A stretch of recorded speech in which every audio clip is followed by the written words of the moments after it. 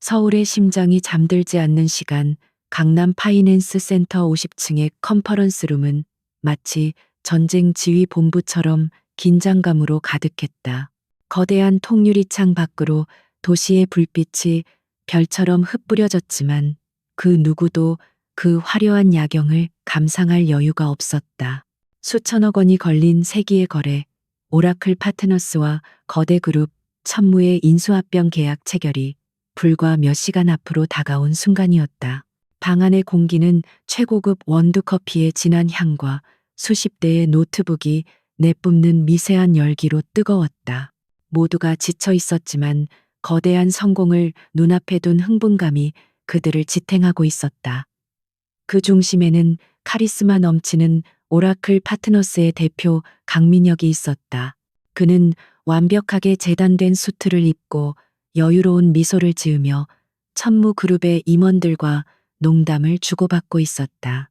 그의 자신감 넘치는 목소리는 이 복잡한 거래의 모든 것을 통제하고 있는 지휘자처럼 울려 퍼졌다. 하지만 이 거대한 오케스트라의 악보를 그린 사람은 따로 있었다. 방의 가장 안쪽 여러 대의 모니터가 설치된 자신만의 공간에서 한유진은 조용히 마지막 검토 작업에 몰두하고 있었다. 그녀의 손가락은 키보드 위를 정교하게 움직이며 수백 페이지에 달하는 계약서의 마지막 조항들과 재무 모델의 미세한 오차까지 짚어내고 있었다. 그녀의 존재감은 강민혁처럼 화려하지 않았지만 이 방에 있는 모두는 그녀가 없었다면 이 거래는 시작조차 할 수 없었음을 알고 있었다. 그녀는 오라클 파트너스에 보이지 않는 두뇌이자 심장이었다. 유진의 눈이 한 조항에서 멈췄다. 부록 문서 7번, 인수 후 핵심 인력 구조 조정 및 승계 계획안.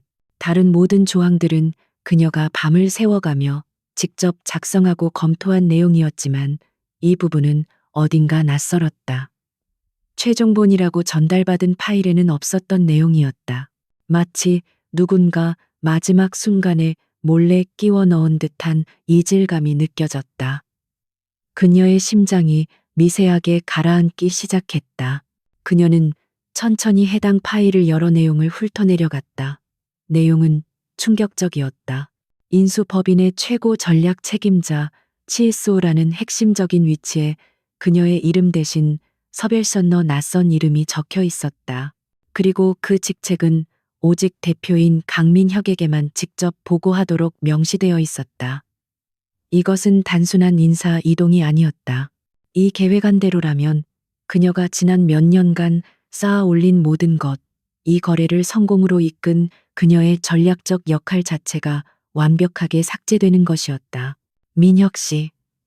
유진은 자리에서 일어나 조용히 그에게 다가갔다. 그녀의 목소리는 낮고 차분했지만 그 안에는 날카로운 무언가가 숨겨져 있었다. 천무그룹 임원들과 웃고 있던 민혁이 잠시 놀란 표정으로 그녀를 돌아보았다. 그는 곧 능숙하게 양해를 구하고 유진을 데리고 복도 끝 인적이 드문 곳으로 향했다. 그의 얼굴에는 여전히 부드러운 미소가 걸려 있었지만 눈빛은 미세하게 흔들리고 있었다. 왜 그래, 유진아. 다 끝난 마당에 심각한 표정이야. 그가 다정하게 말하며 그녀의 어깨를 감싸려 했다. 유진은 그의 손길을 피하지 않았지만 몸은 미세하게 굳어 있었다. 그녀는 자신이 출력한 해당 조항이 담긴 종이를 그의 눈앞에 들어 보였다. 이게 뭐죠? 부록 7번 계획안 말이에요. 최종 검토 때까지만 해도 없었던 내용인데 강민혁은 그 종이를 흘끗 보고는 아무렇지 않다는 듯 웃었다. 아, 그거 박태준 회장 쪽에서 마지막에 강력하게 요구한 거야. 자신들의 사람을 그 자리에 앉히고 싶어 하더라고. 그냥 형식적인 거야. 알잖아. 중요한 건 우리가 이겼다는 사실이지. 그의 목소리는 너무나도 매끄럽고 설득력 있게 들렸다. 하지만 유진은 그의 눈을 놓치지 않았다. 그는 단 한순간도 그녀의 눈을 똑바로 쳐다보지 않았다. 형식적인 거라고요. 이 조항은 제 역할을 완전히 배제하고 있어요. 우리가 함께 세웠던 계획과는 다르잖아요. 유진의 목소리가 조금씩 떨리기 시작했다. 그들의 계획. 그래, 그들의 계획이었다. 이 거대한 거래를 성공시킨 후 함께 독립해서 자신들만의 회사를 차리자는 약속. 비 오는 날 작은 포장마차에서 냅킨 위에 미래를 그려가며 나누었던 그 뜨거운 맹세. 그것이 그녀가 이 모든 것을 견뎌낸 이유였다. 민혁은 깊은 한숨을 내쉬었다. 그는 유진의 양어깨를 부드럽게 잡았다. 그의 손길은 따뜻했지만 유진은 그 안에서 어떠한 진심도 느낄 수 없었다. 유진아, 더 큰 그림을 봐야 해. 이건 우리가 정상으로 가기 위한 마지막 관문이야. 때로는 사소한 것을 양보해야 할 때도 있어. 중요한 건 너와 나의 미래는 변하지 않는다는 거야. 나 믿지? 믿음이라는 단어가 그의 입에서 나오는 순간 유진은 그것이 얼마나 공허한 말인지 깨달았다. 그것은 더 이상 약속이 아니라 그녀를 묶어두려는 족쇄처럼 들렸다. 그 순간 컨퍼런스룸 안에서 환호성이 터져 나왔다. 계약서의 마지막 서명이 이루어진 것이다. 샴페인 코르크가 터지는 경쾌한 소리가 복도까지 울려 퍼졌다. 강민혁의 얼굴에 화색이 돌았다. 그는 유진의 어깨를 가볍게 두드리며 말했다. 자, 이제 들어가자. 주인공이 빠질 순 없지. 그는 망설임 없이 돌아서서 다시 빛의 중심으로 걸어 들어갔다. 유진은 그 자리에 잠시 서서 그의 뒷모습을 바라보았다. 그는 단 한 번도 뒤돌아보지 않았다. 그녀는 천천히 컨퍼런스 룸으로 돌아왔다. 모든 사람들의 시선이 강민혁에게 쏠려 있었다. 그는 샴페인 잔을 높이 들고 승리의 연설을 하고 있었다. 그의 목소리는 자신감과 성취감으로 가득 차 있었다. 그는 우리가 해냈다고 말했지만 그 단어의 무게는 온전히 자기 자신만을 향하고 있는 듯했다. 사람들은 그의 이름만을 연호하며 박수를 보냈. 유진은 방 안쪽 구석에 조용히 서 있었다.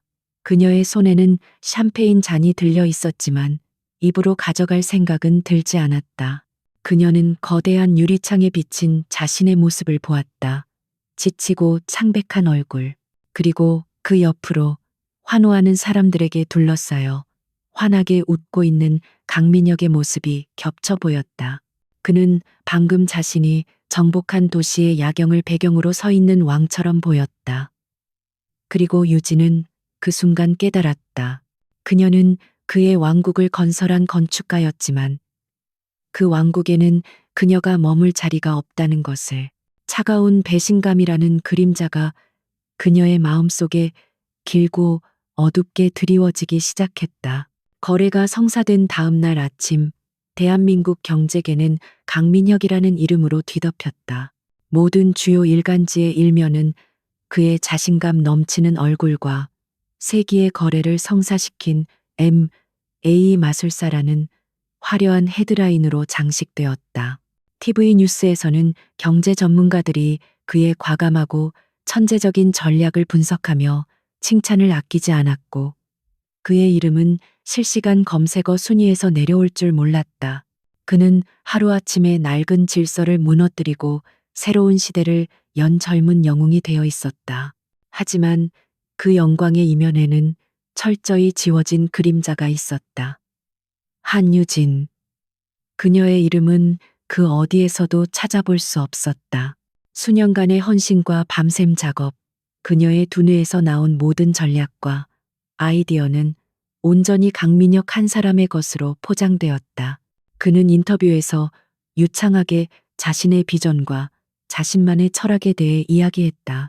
그가 말하는 모든 단어, 모든 문장은 사실 유진과 함께 토론하며 만들어낸 것이었지만 이제 그것은 오롯이 그의 것이 되어 세상에 울려 퍼지고 있었다. 유진은 자신의 작은 오피스텔에서 세상과 단절된 채 이 모든 것을 지켜보았다. 한때 민혁과 함께 미래를 꿈꾸며 꾸몄던 공간은 이제 차가운 감옥처럼 느껴졌다. 그녀는 소파에 웅크린 채 소리를 줄인 TV 화면 속에서 환하게 웃고 있는 그의 모습을 멍하니 바라보았다. 마치 다른 세상의 이야기인 것처럼 비현실적이었다. 그녀의 심장은 배신감의 무게에 짓눌려 텅 빈 동굴처럼 공허하게 울렸다. 오후가 되자 그녀의 개인 이메일로 차가운 통지서 한 통이 도착했다. 발신인은 오라클 파트너스의 인사팀이었다. 제목은 고용계약 해지 통보. 그녀는 떨리는 손으로 메일을 열었다. 내용은 간결하고 기계적이었다. 인수합병 이후의 조직 개편 및 새로운 경영 비전과의 전략적 부조화라는 터무니없는 이유가 해고 사유로 적혀 있었다. 지난 몇 년간 회사의 모든 핵심 전략을 만들었던 그녀에게 전략적 부조화라니. 그것은 단순한 해고 통보가 아니라 그녀의 모든 것을 부정하는 잔인한 낙인이었다. 이메일 하단에는 두둑한 퇴직 위로금에 대한 안내가 덧붙여져 있었다. 그것은 그녀의 침묵을 사기 위한 대가임이 분명했다. 분노보다 먼저 찾아온 것은 깊은 허무함이었다. 그녀와 민혁의 관계, 함께 쌓아 올렸다고 믿었던 시간과 신뢰가 고작 이 정도의 가치밖에 되지 않았다는 사실이 그녀를 더욱 비참하게 만들었다. 그녀는 노트북을 닫았다. 더 이상 보고 싶지 않았다. 그날 저녁 전화벨이 울렸다. 발신인은 강민혁이었다. 잠시 망설이던 유진은 심호흡을 하고 전화를 받았다. 수화기 너머로 들려오는 그의 목소리는 예전의 다정함은 온데간데 없이 차갑고 사무적이었다. 더 이상 그녀를 유진아라고 부르지 않았다. 한유진 씨, 메일은 확인했겠죠. 그의 첫마디였다. 유진은 아무 대답도 하지 못했다. 목이 메어 소리가 나오지 않았다. 이해하기 힘들겠지만 어쩔 수 없는 결정이었어요. 새로운 이사회의 뜻이 그렇습니다. 회사의 미래를 위한 최선의 선택이라고 생각해주면 좋겠군요. 그의 목소리에는 일말의 미안함도 담겨 있지 않았다. 그는 이것이 지극히 합리적이고 이성적인 경영 판단이라는 듯이 말했다. 감정적으로 대처하지 않았으면 합니다. 당신은 똑똑한 사람이니까 이게 무슨 의미인지 알 거라고 믿어요. 유진은 간신히 목소리를 쥐어짰다. 우리가 약속했던 미래는요? 함께 만들자던 우리 회사는요? 그녀의 목소리는 미세하게 떨리고 있었다. 수화기 너머에서 짧은 침묵이 흘렀다. 곧이어 들려온 민혁의 대답은 유진의 마지막 희망마저 산산조각냈다. 미래에 대한 생각이 서로 달랐던 것 같군요. 미안하게 됐습니다. 위로금은 내일 중으로 입금될 겁니다. 일을 어렵게 만들지 말아줘요. 전화는 그렇게 일방적으로 끊겼다. 그날 이후 유진의 시간은 멈췄다. 그녀는 며칠 동안 집 밖으로 나가지 않았다. 전화기의 전원을 꺼버렸고 쏟아지는 지인들의 연락을 모두 무시했다. 한때 야망의 상징이었던 창밖의 도시 불빛은 이제 그녀의 실패를 비웃는 조명처럼 느껴졌다. 사랑과 일, 그녀의 인생을 지탱하던 두 개의 기둥이 한꺼번에 무너져 내리자 그녀는 어떻게 다시 서야 할지 알 수 없었다. 절망은 늪처럼 그녀를 잠식해 들어갔다. 일주일이 지났을까. 멍하니 채널을 돌리던 유진의 손가락이 한 경제 채널에서 멈췄다. 화면에는 강민혁이 박태준 회장과 나란히 앉아 특별 대담에 출연하고 있었다. 그는 어느 때보다 자신감 넘치고 당당해 보였다. 사회자가 이번 거래의 가장 핵심적인 성공 전략이 무엇이었냐고 물었다. 민혁은 여유롭게 웃으며 입을 열었다.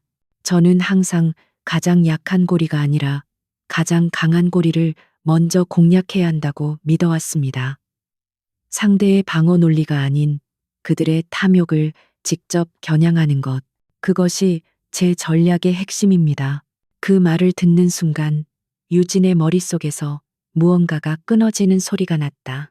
그것은 몇 달 전 잠 못 이루는 밤에 그녀가 민혁에게 열정적으로 설명했던 자신만의 전략적 비유였다. 그녀의 철학, 그녀의 언어, 그녀의 영혼의 일부가 그의 입을 통해 아무렇지 않게 흘러나오고 있었다. 그는 그녀의 모든 것을 훔친 것도 모자라 이제 그것을 자신의 것인 양 세상에 과시하고 있었다. 그 순간 그녀를 짓누르던 슬픔과 무력감이 거짓말처럼 사라졌다. 그 자리에는 차갑고 단단한 무언가가 차오르기 시작했다. 그것은 분노였다. 강철을 녹일 만큼 뜨겁고 빙하를 얼릴 만큼 차가운 분노였다. 그녀는 천천히 자리에서 일어났다. 비틀거리던 걸음은 어느새 단단하고 곧게 펴졌다. 그녀는 거울 앞에 서서 자신의 모습을 마주 보았다. 며칠 사이 수척해진 얼굴, 깊게 팬 눈, 생기를 잃은 입술. 하지만 그 눈동자 안에는 이전에는 볼 수 없었던 불꽃이 타오르고 있었다. 그녀는 더 이상 희생자가 아니었다. 강민혁은 그녀에게서 모든 것을 빼앗아갔다고 생각하겠지만 그는 가장 중요한 한 가지를 간과했다. 바로 이 모든 것을 계획하고 실행했던 그녀의 두뇌.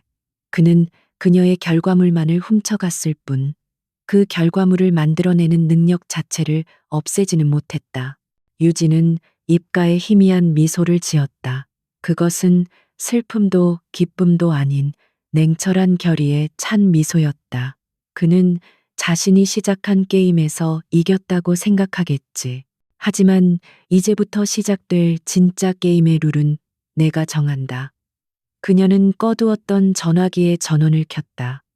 그리고 익숙한 번호 하나를 찾아 망설임 없이 통화 버튼을 눌렀다. 한유진이 건 전화의 상대는 김지훈이었다. 그는 오라클 파트너스의 재무 분석팀에서 가장 뛰어난 인재로 손꼽혔지만 2달 전 갑작스럽게 해고당한 젊은 분석가였다. 그의 해고 사유는 내부 데이터 보안 규정 위반이었지만 진짜 이유는 그가 천무그룹의 자회사 재무제표에서 수상한 자금 흐름을 발견하고 끈질기게 문제를 제기했기 때문이었다. 당시 강민혁은 그의 보고를 사소한 실수로 치부하며 묵살했고 며칠 뒤 그는 회사를 떠나야 했다. 유진은 을지로의 한 낡은 찻집에서 그를 만났다. 예전에 총명하고 자신감 넘치던 모습은 온데간데 없이 김지호는 지치고 경계심 가득한 얼굴로 그녀의 맞은편에 앉았다.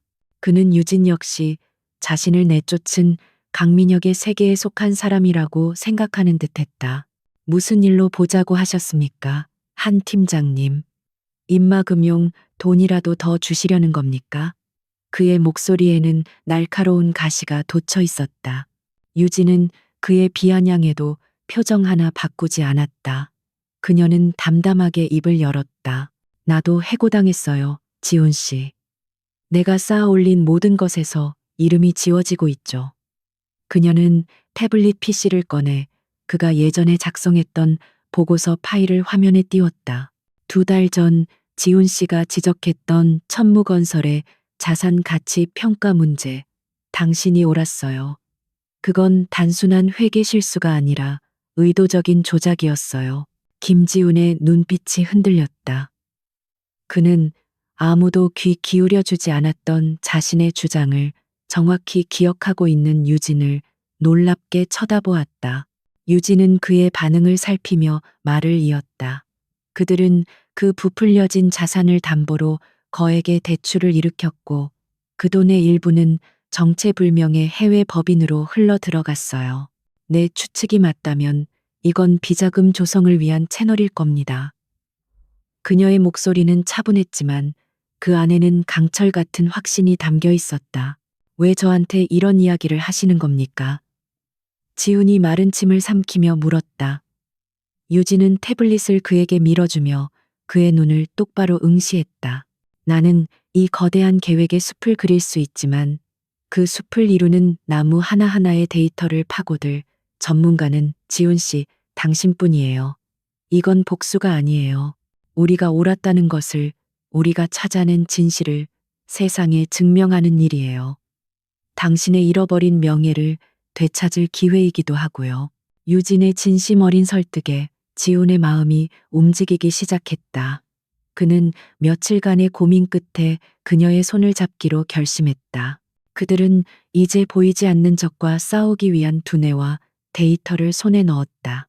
하지만 그들에게는 이 복잡한 싸움을 법의 테두리 안에서 이끌어주고 거대 기업의 방패를 뚫을 날카로운 창이 되어줄 법률 전문가가 절실히 필요했다. 유진의 머릿속에 한 사람의 이름이 떠올랐다. 안동철 변호사. 10년 전 그는 작은 부품 공장을 운영하던 자신의 의뢰인과 함께 골리앗 같은 천무 그룹을 상대로 특허 소송을 벌였던 인물이었다. 그는 끈질기게 싸웠지만 결정적인 증인이 갑작스럽게 증언을 번복하고 핵심 증거가 사라지는 등 석연치 않은 과정을 거쳐 결국 패소했다. 그 사건 이후 법조계에 환멸을 느낀 그는 사실상 은퇴 상태로 지내고 있었다.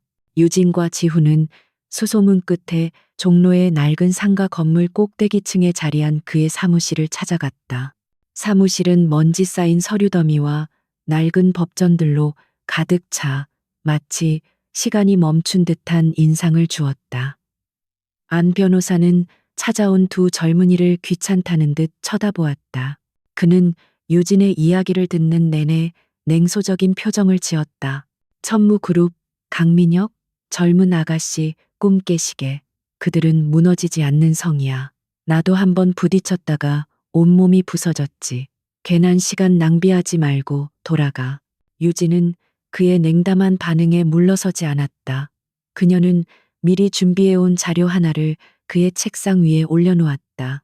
변호사님께서 10년 전에 맡으셨던 성진전공 소송 사건 기록을 검토해 봤습니다.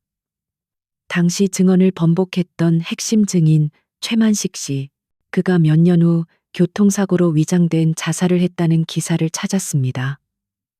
안 변호사의 눈썹이 꿈틀거렸다. 그 사건은 그의 변호사 인생에서 가장 큰 상처로 남아 있었다. 유진은 김지훈이 분석한 자금 흐름 데이터를 가리켰다. 저희가 추적하던 비자금의 일부가 흘러 들어간 유령 회사가 있습니다. 그런데 그 회사의 이사 중 한 명의 이름이 최성우입니다. 자살한 최만식 씨의 친동생 이름과 같습니다. 이건 우연이 아닐 겁니다. 변호사님. 그 순간 안동철 변호사의 눈빛이 변했다. 그의 눈에 꺼져 있던 불꽃이 다시 타오르기 시작했다. 이것은 새로운 싸움이 아니었다. 10년 전에 미처 끝내지 못했던 자신의 싸움을 마무리 지을 기회였다. 며칠 후 세 사람은 김지훈의 작은 오피스텔에 처음으로 함께 모였다. 그들의 작전 본부는 강남 파이낸스 센터의 화려한 사무실과는 비교할 수 없을 만큼 초라했지만 그곳에는 희망과 결의가 넘쳤다. 쫓겨난 천재 전략가, 해고당한 분석가, 그리고 은퇴했던 늙은 변호사. 세상의 눈으로 보면 오합지졸에 불과했지만 그들은 각자의 상처를 공유하며 하나의 목표를 향해 뭉쳤다. 유진은 화이트보드 앞에 서서 복잡하게 얽힌 기업 관계도를 그려나갔다. 우리의 적은 거대하고 강력합니다. 정면으로 부딪히는 건 자살행위나 다름없어요. 우리는 그들이 예상하지 못하는 곳, 가장 약하다고 생각하는 지점부터 무너뜨려야 합니다.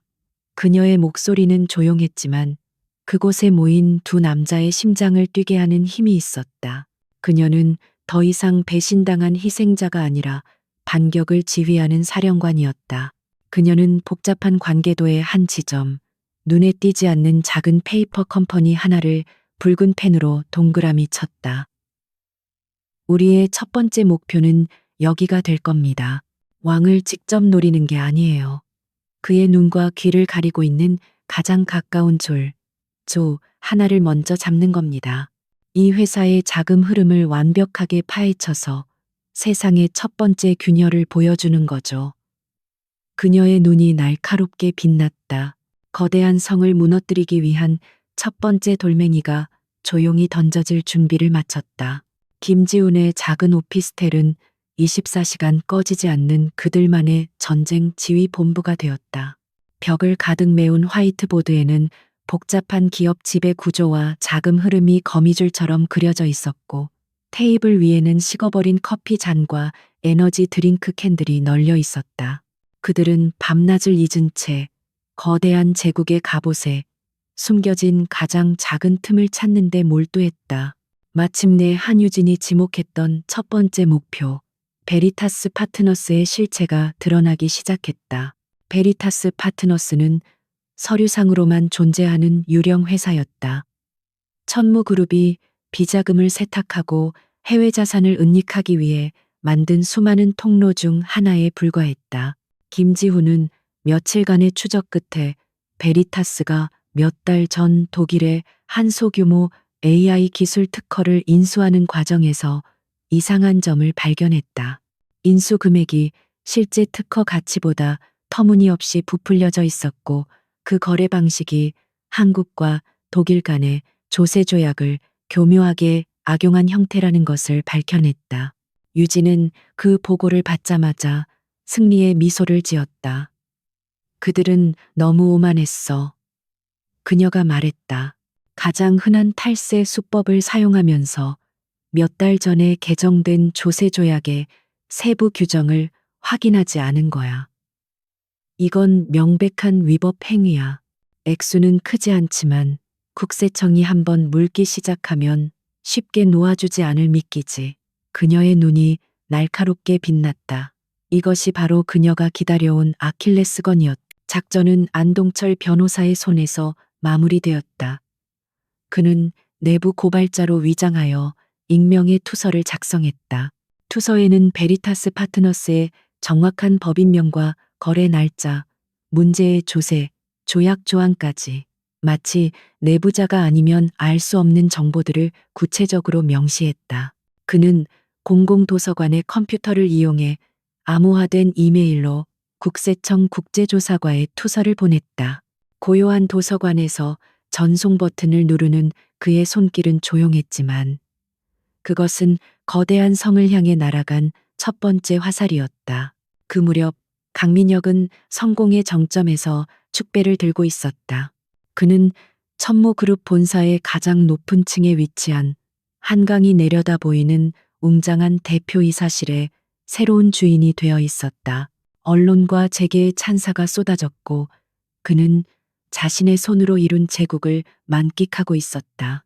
그러던 어느 날 오후 한 경제 잡지와 인터뷰를 하던 중 법무팀장으로부터 긴급하다는 내선 전화를 받았다.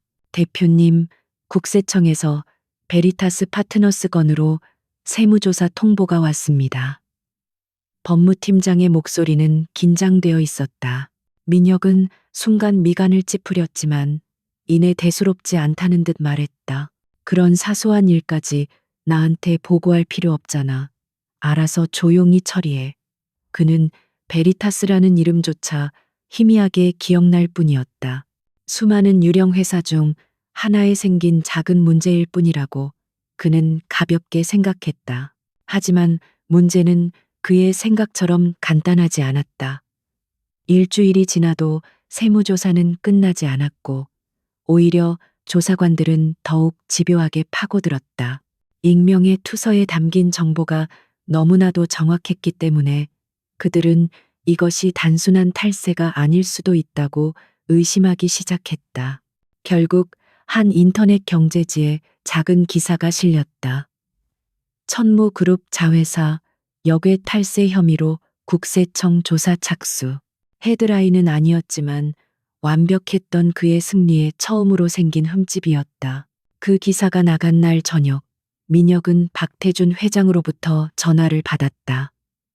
박 회장의 목소리는 평소처럼 나직했지만 그 안에는 얼음장 같은 냉기가 흘렀다. 강 대표, 나는 잡음이 들리는 걸 좋아하지 않네. 완벽하게 처리하겠다고 약속하지 않았나? 그 말에 민혁은 등줄기에서 식은땀이 흐르는 것을 느꼈다. 이것은 단순한 질책이 아니라 그의 능력에 대한 첫 번째 경고였다.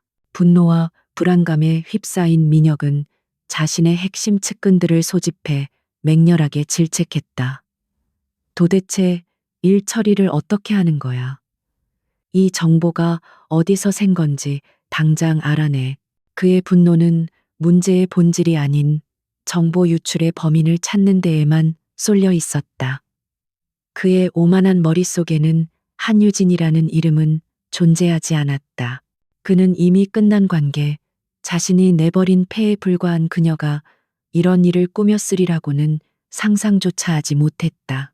그는 천무그룹 내부의 경쟁자나 이번 거래에서 패배한 다른 기업의 소행일 것이라고 확신했다. 같은 시각 김지훈의 오피스텔에서는 작은 축하가 벌어지고 있었다. 그들은 모니터에 뜬 작은 인터넷 기사를 보며 조용히 맥주캔을 부딪혔다. 이것은 전쟁의 승리가 아니라 첫 번째 전투에서의 작은 승리였다. 안동철 변호사는 오랜만에 환한 웃음을 지었고 김지우는 흥분을 감추지 못했다. 한유진은 그런 그들을 조용히 바라보다가 화이트보드에 그려진 거미줄의 또 다른 지점을 손가락으로 가리켰다. 그곳은 베리타스보다 훨씬 더 크고 중요한 회사였다. 이제 그는 성 안에서 적을 찾기 시작할 겁니다. 내부의 배신자를 색출하느라 정신이 없겠죠. 유진이 낮은 목소리로 말했다. 그들은 자신들의 성벽 바로 바깥에서 포위망이 형성되고 있다는 사실을 전혀 눈치채지 못할 겁니다. 이제 두 번째 공격을 준비해야죠. 그녀의 눈에는 이제 슬픔의 흔적이 완전히 사라지고 냉철한 전략가의 빛만이 번뜩이고 있었다. 갑옷에 생긴 첫 번째 균열은 그들의 예상보다 훨씬 더 큰 파장을 일으키고 있었다. 베리타스 파트너스에 대한 세무조사는 강민혁이 몇몇 실무자들을 희생양으로 삼아 꼬리를 자르는 것으로 일단락되는 듯 보였다. 그는 언론에 사소한 회계상의 실수였다고 해명했고 천무그룹의 막강한 힘 앞에서 대중의 관심은 금세 다른 곳으로 옮겨갔다. 하지만 한유진의 팀에게 그 사건은 끝이 아니라 시작이었다. 그들이 던진 작은 돌멩이는 고요했던 수면 아래에 거대한 괴물의 존재를 알리는 파문을 일으켰다. 김지훈은 공식적인 조사가 끝난 후에도 멈추지 않았다. 그는 베리타스의 거래 패턴을 다른 상장 기업들의 주가 변동 데이터와 교차 분석하며 밤을 새웠다. 그러던 중 그는 통계적으로 불가능에 가까운 규칙성을 발견했다. 베리타스의 계좌에서 거액의 자금이 움직일 때마다 일주일 뒤에는 전혀 관련 없어 보이는 특정 기업의 주가가 폭등하거나 폭락하는 현상이 반복되고 있었다. 그의 등골에 소름이 돋았다. 이것은 우연이 아니었, 이건 패턴이에요. 창백해진 얼굴로 김지훈이 말했다. 마치 누군가 미래를 알고 있는 것처럼 주식시장을 가지고 놀고 있어요. 그의 발견은 판도라의 상자를 여는 열쇠가 되었다. 유진은 즉시 팀의 조사 방향을 단순한 비자금 추적에서 내부자 거래 및 주가 조작 혐의를 밝히는 것으로 전환했다. 그들은 이제 더 깊고 어두운 심연으로 발을 내딛고 있었다. 조사가 깊어질수록 그들이 마주한 진실은 상상을 초월했다. 그것은 강민혁 개인의 야망이나 박태준 회장의 탐욕을 넘어선 대한민국 경제의 근간을 좀먹는 거대한 범죄 네트워크였다. 수십 개의 유령 회사를 거미줄처럼 엮어 만든 거대한 비자금의 규모는 수천억 원에 달했으며 그 돈은 지난 수년간 수많은 기업들의 운명을 좌우하는 데 사용되었다. 그들은 합법적인 투자를 가장하여 유망한 경쟁 기업들의 주식을 사들인 뒤 언론과 정치권을 동원해 악의적인 소문을 퍼뜨려 주가를 폭락시키고 헐값에 회사를 집어삼켰다. 안동철 변호사는 과거 자료들을 뒤지며 경악을 금치 못했다. 그가 기억하는 여러 기업들의 갑작스러운 부도와 몰락 뒤에는 어김없이 천무그룹의 그림자가 어른거리고 있었다. 당시에는 그저 운이 나빴거나 경영상의 실수라고 여겨졌던 사건들이 사실은 이 거대한 웹 오브 디사이트, 웹 오브 디시트에 걸려든 먹잇감에 불과했다는 사실을 깨달았다. 그는 분노로 부들부들 떨었다. 이것은 경영이 아니라 약탈이었다. 한유진에게 가장 큰 충격으로 다가온 것은 강민혁의 역할이었다. 그녀는 그가 야망을 위해 자신을 배신했다고 생각했지만 적어도 그의 능력만큼은 진짜라고 믿었다. 하지만 그녀가 찾아낸 진실은 그 믿음마저 산산조각냈다. 강민혁은 이 거대한 범죄 네트워크를 한 단계 더 진화시킨 핵심 설계자였다. 그는 자신의 천재적인 금융 지식을 이용해 기존의 조잡한 방식들을 더욱 정교하고 합법적으로 보이게 포장했으며 오라클 파트너스와의 합병 자체가 이 네트워크를 완성하기 위한 마지막 퍼즐 조각이었다. 그녀는 강민혁이 박태준 회장에게 합병 계획을 처음 제안했을 무렵 거액의 자금이 그의 비밀 계좌로 흘러들어간 증거를 찾아냈다. 그들의 사랑과 미래에 대한 약속이 가장 뜨거웠던 그 순간, 그는 이미 추악한 거래를 통해 괴물의 하수인이 되는 길을 선택했던 것이다. 그녀가 그와 함께 밤을 새워가며 그렸던 천재적인 전략들은 사실상 범죄 계획을 가리기 위한 화려한 위장막에 불과했다. 유진은 메스꺼움을 느꼈다. 배신감보다 더 깊은 혐오감이 온몸을 휘감았다. 어느 늦은 밤, 마침내 그들은 이 모든 범죄의 정점에 있는 존재를 확인했다.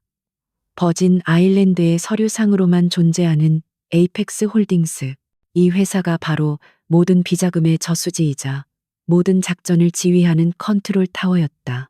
그리고 그 회사의 실소유주는 박태준 회장이었으며 강민혁은 새로운 운영 책임자로 이름을 올리고 있었다. 모든 조각이 맞춰지는 순간이었다. 김지훈의 오피스텔에는 무거운 침묵이 흘렀다. 모니터에서 뿜어져 나오는 푸른빛이 세 사람의 지친 얼굴을 비추고 있었다. 처음 가졌던 복수심이나 정의감 같은 감정은 사라지고 거대한 악의 실체 앞에서 느껴지는 막막함과 두려움이 그들을 짓눌렀다. 이것은 그들이 감당하기에는 너무나도 거대한 적이었다. 안동철 변호사가 무겁게 입을 열었다. 이건 내가 생각했던 것보다 훨씬 더 거대한 문제일세. 이건 한 기업의 비리가 아니라 나라 경제 전체를 병들게 하는 악성 종양이야. 김지훈도 고개를 끄덕이며 말했다.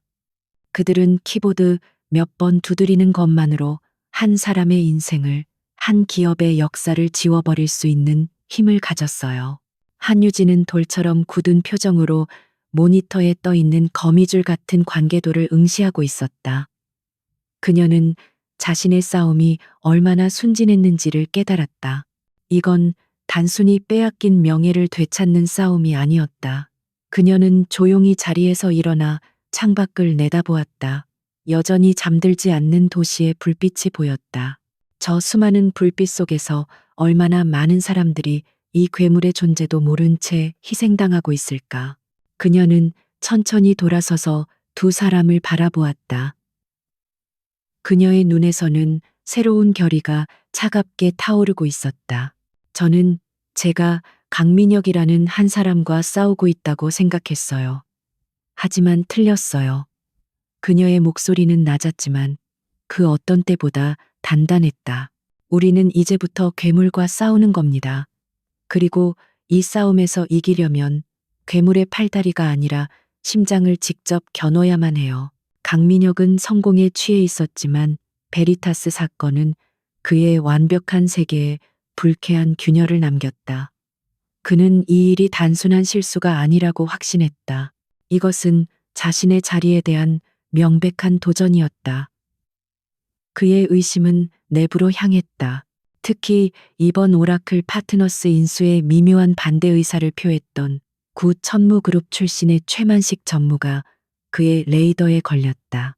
최 전무는 능력이 뛰어났지만 박태준 회장의 신임을 등에 업고 초고속으로 승진한 민혁을 못마땅하게 여기는 인물 중 하나였다.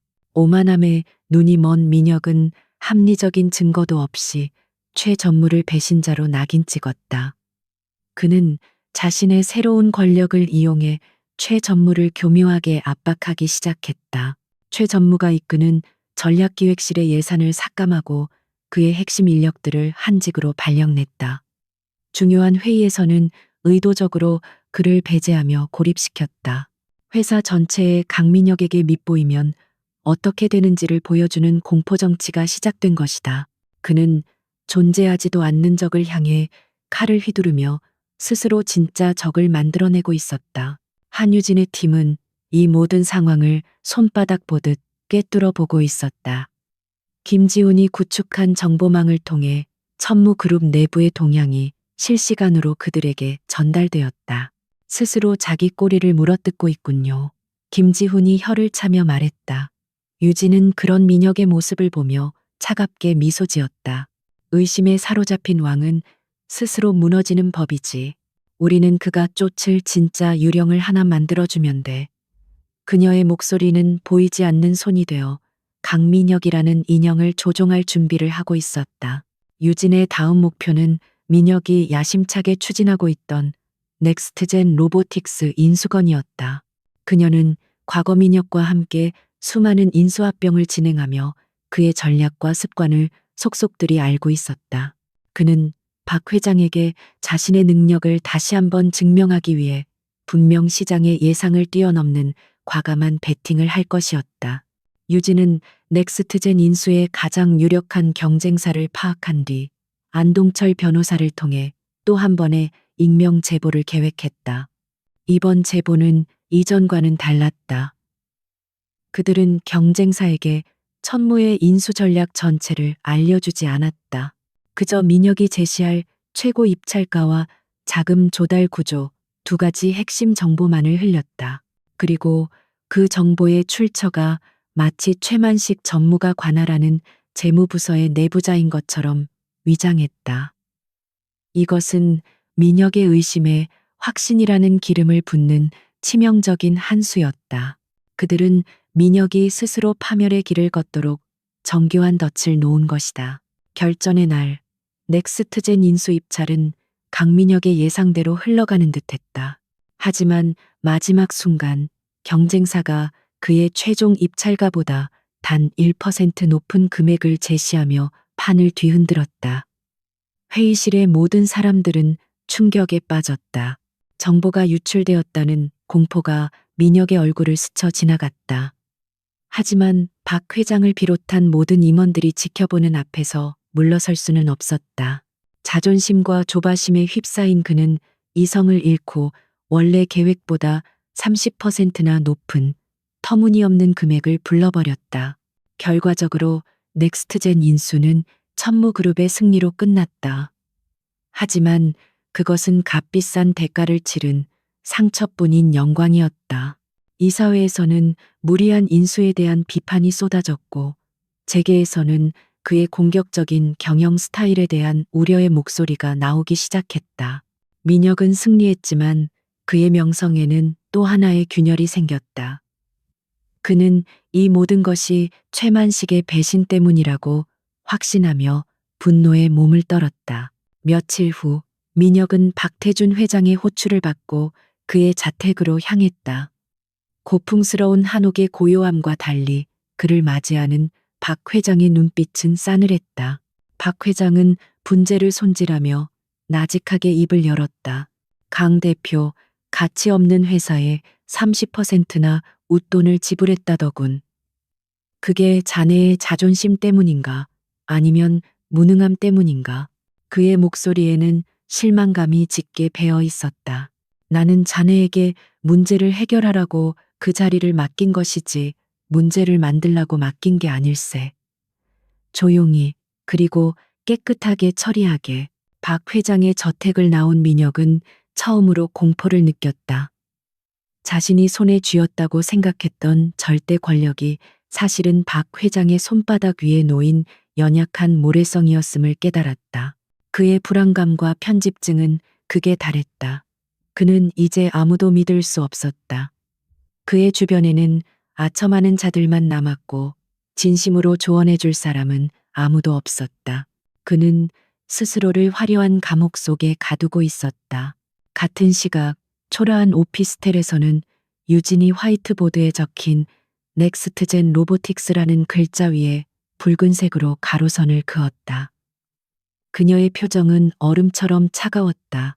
이제 그는 완전히 고립됐어. 회장의 신임은 흔들리고 내부에는 스스로 만든 적이 생겼지. 그녀가 조용히 말했다. 사냥꾼이 스스로 먹잇감이 되어가고 있어. 이제 마지막으로 한 번 더 등을 밀어주면 그는 스스로 절벽 아래로 떨어지게 될 거야. 보이지 않는 손의 조종은 점점 더 정교해지고 있었다. 폭풍 전야의 고요함, 김지훈의 오피스텔에는 바로 그런 무거운 침묵이 흐르고 있었다. 지난 몇 주간의 광기 어린 추적과 분석은 끝났다. 그들의 앞에는 심판이라고 이름 붙여진 하나의 암호화된 파일이 있을 뿐이었다. 그 안에는 강민혁과 박태준 회장이 쌓아 올린 범죄의 제국을 단번에 무너뜨릴 수 있는 모든 증거가 담겨 있었다. 김지훈이 시각화한 비자금 흐름도, 안동철 변호사가 정리한 위법 조항 목록, 그리고 이 모든 것을 꿰뚫는 한유진의 날카로운 분석 보고서까지 모든 준비는 끝났다. 이제 그들은 방아쇠를 당길 순간만을 기다리고 있었다. 그 무대는 강민혁이 스스로 마련해 주었다. 넥스트젠 로보틱스 인수건으로 실추된 명예를 회복하고 박 회장의 의심을 잠재우기 위해 그는 비장의 카드를 꺼내 들었다. 프로젝트 엘리시움, 대한민국 최고의 부지에 최첨단 기술을 집약한 스마트 시티를 건설하겠다는 거창한 계획이었다. 그는 이 프로젝트를 발표하기 위해 국내외 주요 언론사와 투자자들을 모두 초청하는 대규모 기자회견을 예고했다. 강민혁에게 이 기자회견은 자신의 건재함을 과시하고 모든 논란을 잠재울 제기의 무대였다. 그는 완벽을 기하기 위해 모든 것을 직접 챙겼다. 행사가 열릴 특급 호텔의 연회장을 수십 번이나 점검했고 조명과 음향, 자신의 연설문통까지 신경질적으로 체크했다. 하지만 그의 그런 완벽주의적인 모습 뒤에는 짙은 불안의 그림자가 드리워져 있었다. 그는 밤마다 악몽에 시달렸고 사소한 소리에도 깜짝 놀라며 주변을 경계했다. 보이지 않는 적에 대한 공포가 그의 영혼을 갉아먹고 있었다. 반면 한유진은 놀라울 정도로 평온했다. 그녀의 마음은 폭풍의 눈처럼 고요했다.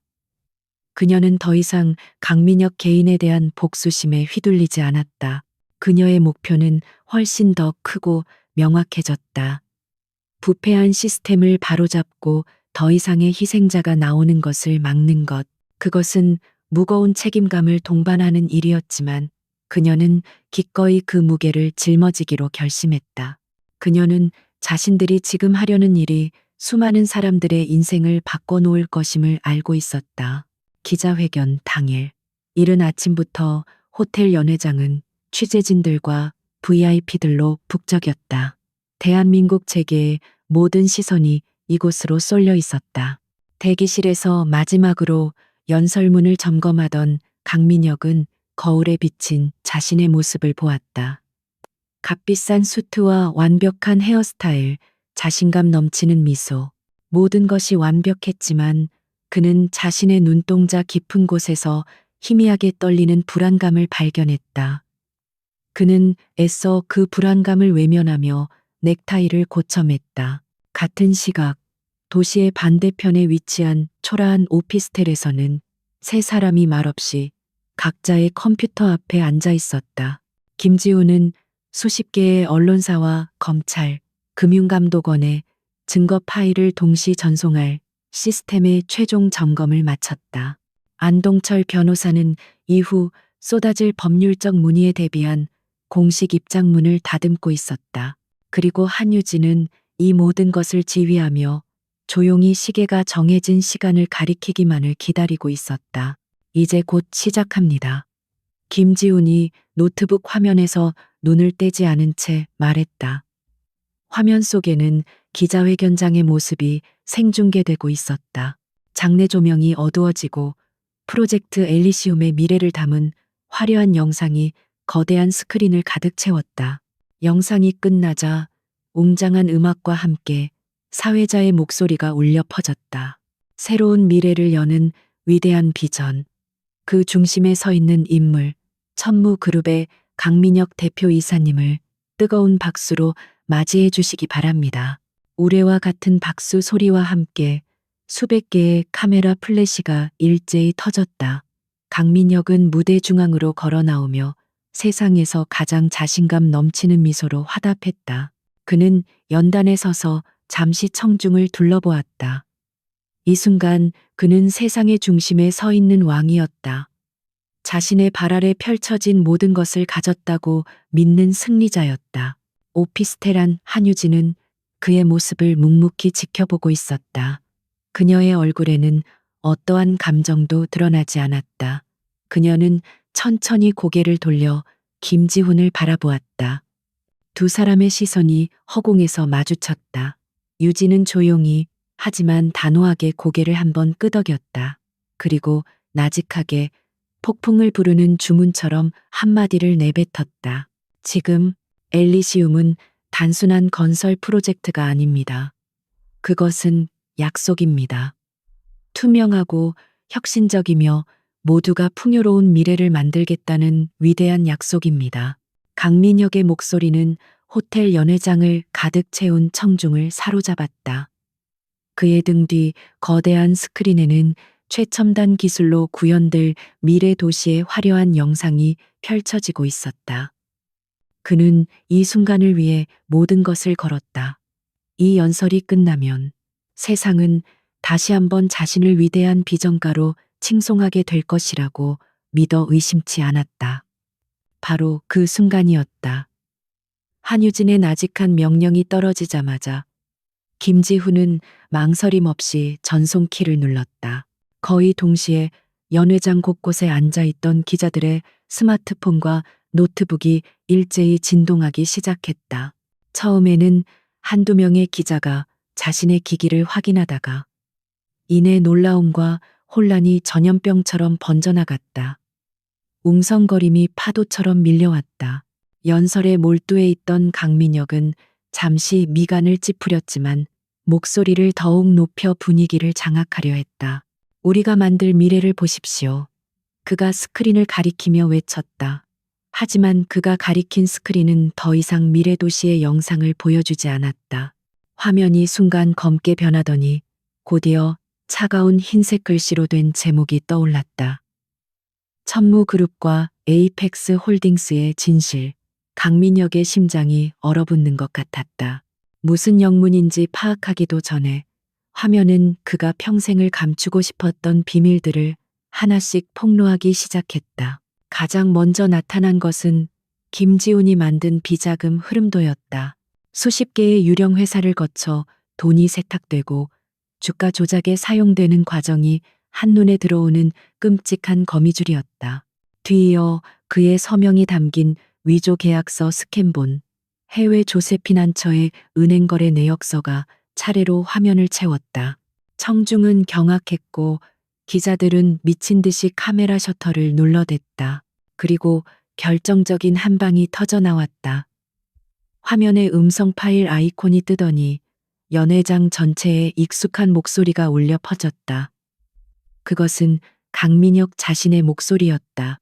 최 전무는 우리가 처리해야 합니다. 그는 너무 많은 것을 알고 있어요. 박태준 회장과 통화하며 내부의 적을 제거할 계획을 논의하는 냉혹한 목소리. 그의 위선적인 연설, 바로 뒤에 이어진 그 잔인한 진실은 그 자리에 있던 모든 사람들의 귀에 비수처럼 꽂혔다. 당장 저거 끄란 말이야. 강민혁의 이성이 끊어졌다. 그의 카리스마 넘치는 가면이 산산조각 났다. 그는 무대 뒤편의 기술진을 향해 미친 사람처럼 소리쳤다. 하지만 아무도 그의 말을 듣지 않았다. 아니, 들을 수 없었다. 이 모든 것은 김지훈이 호텔의 중앙 제어 시스템을 장악하여 송출하고 있는 것이었기 때문이다. 그의 비명은 거대한 스피커를 통해 흘러나오는 자신의 범죄 증거 앞에 무력하게 묻혔다. 연 회장은 순식간에 아수라장으로 변했다. 기자들은 연단을 향해 돌진했고 질문과 고함이 뒤섞여 폭발했다. 카메라 플래시가 쉴 새 없이 터지며 실시간으로 무너져 내리는 그의 모습을 담았다. 그가 평생을 바쳐 쌓아 올린 명성과 성공의 탑이 단 몇 분 만에 먼지처럼 허물어지고 있었다. 바로 그때였다. 연회장의 육중한 문이 거칠게 열리고 검은 정장을 입은 서울중앙지검 금융조세 조사부의 검사와 수사관들이 들이닥쳤다. 그들은 혼란스러운 인파를 뚫고 성큼성큼 무대를 향해 걸어왔다. 모든 소음이 거짓말처럼 잦아들었다. 사람들은 숨을 죽인 채 역사의 현장을 목격하고 있었다. 수사팀을 이끌던 부장검사가 넋이 나간 채 서 있는 강민혁의 앞에 서서 차가운 목소리로 말했다.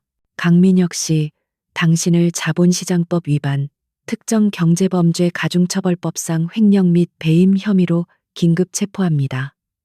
검사는 압수수색 영장을 그의 눈앞에 들어보였다. 수사관 2명이 그의 양팔을 붙잡고 뒤로 꺾었다. 철컥하는 금속성 소리와 함께 그의 손목에 차가운 수갑이 채워졌다. 그 순간까지도 그는 현실을 믿을 수 없다는 듯 허공을 바라보고 있었다. 그가 수사관들에게 끌려나가며 마지막으로 본 것은 연회장의 모든 스크린에 생중계되고 있는 자신의 비참한 모습이었다. 경멸과 조롱의 눈빛으로 자신을 바라보는 수많은 사람들. 그가 배신하고 짓밟았던 모든 것들이 거대한 파도가 되어 그를 덮치는 듯했다. 그가 스스로 지은 화려한 탑은 결국 그의 무덤이 되었다. 같은 시각 오피스텔에서는 세 사람이 말없이 이 모든 광경을 지켜보고 있었다. 축하도 환호도 없었다. 안동철 변호사는 오랫동안 참아왔던 숨을 길게 내쉬었다. 김지훈은 경외와 탈진이 뒤섞인 표정으로 화면을 응시했다. 한유진은 그저 조용히 자신의 노트북을 덮었다. 찰칵하는 소리와 함께 화면이 꺼지자 방 안은 어둠에 잠겼다. 길고 길었던 싸움이 마침내 끝났다. 강민혁의 제국이 무너지는 소리는 대한민국 전체를 뒤흔들었다. 강민혁 게이트는 모든 뉴스의 헤드라인을 장식했고 그들이 저지른 범죄의 규모가 드러날수록 대중의 분노와 충격은 커져만 갔다. 천무그룹의 주가는 연일 폭락하며 휴지 조각이 되어갔고 한때 재계의 거인이었던 기업은 끝모를 나락으로 추락했다. 수십 년간 쌓아 올린 신화는 단 하루 만에 추악한 욕망의 바벨탑이었음이 드러났다. 한유진이 제공한 완벽한 증거 자료 덕분에 검찰의 수사는 급물살을 탔다. 강민혁의 체포 다음 날 박태준 회장 역시 그의 고풍스러운 자택에서 조용히 체포되었다. 요란했던 강민혁의 몰락과는 달리 그의 마지막은 마치 모든 것을 예감한 노예한 왕처럼 담담했다. 비자금 조성과 주가 조작에 연루된 다른 핵심 임원들 역시 차례차례 소환되며 거대한 범죄 네트워크의 전모가 세상에 낱낱이 밝혀지기 시작했다. 차가운 취조실 안에서 강민혁은 완전히 다른 사람이 되어 있었다. 최고급 맞춤 정장은 구치소의 수위로 바뀌었고 세상을 호령하던 목소리는 절망 속에서 갈라져 나왔다. 그는 처음에는 모든 혐의를 부인하다가 이내 모든 책임을 박태준 회장에게 떠넘기려 발버둥 쳤다. 하지만 검사가 그의 앞에 내미는 증거들은 너무나도 명백하고 압도적이었다. 그의 모든 거짓말은 스스로를 더욱 깊은 수렁으로 밀어넣을 뿐이었다. 결국 모든 것을 포기한 듯한 표정으로 그는 검사에게 마지막 질문을 던졌다. 대체 누가 이런 짓을 한 겁니까? 그의 머릿속에는 여전히 한유진의 이름이 없었다. 그는 자신이 무참히 짓밟고 버렸던 그 여인이 이 모든 것을 계획했다고는 상상조차 하지 못했다. 검사는 그런 그를 잠시 바라보다가 의미심장한 한마디를 남겼다. 당신이 가장 하찮게 여겼던 사람이겠지. 한유진은 철저히 그림자 뒤에 머물렀다. 안동철 변호사가 그녀의 대리인 역할을 맡아 검찰과 접촉했다. 검찰은 이 사건의 결정적 제보자가 가진 정보의 깊이와 정확성에 놀라움을 금치 못했고 그의 신원보호를 약속하며 적극적인 협조를 요청했다. 유진은 익명의 핵심 참고인 자격으로 수사에 협조하기로 했다.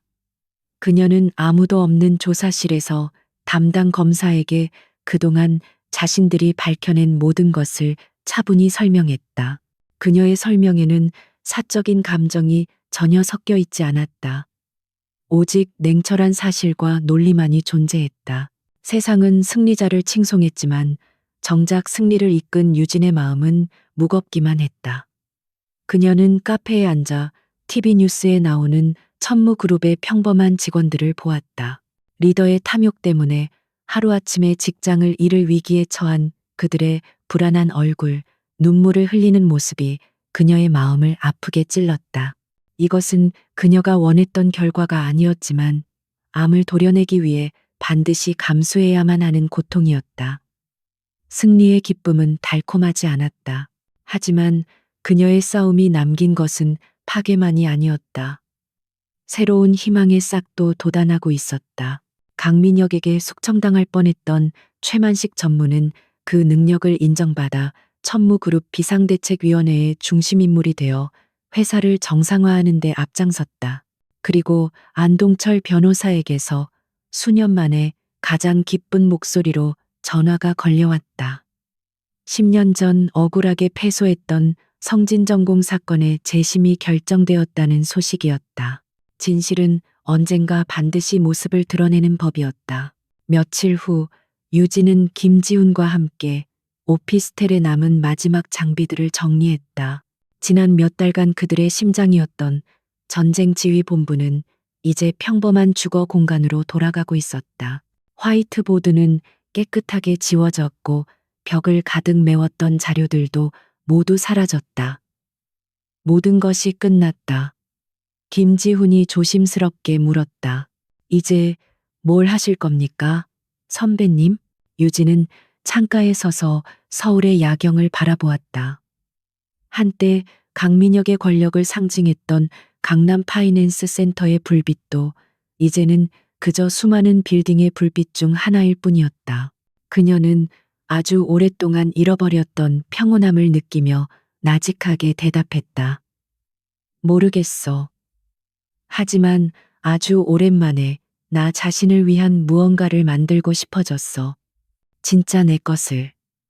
그녀의 목소리는 미래에 대한 막연한 불안감 대신 조용한 기대감으로 채워져 있었다.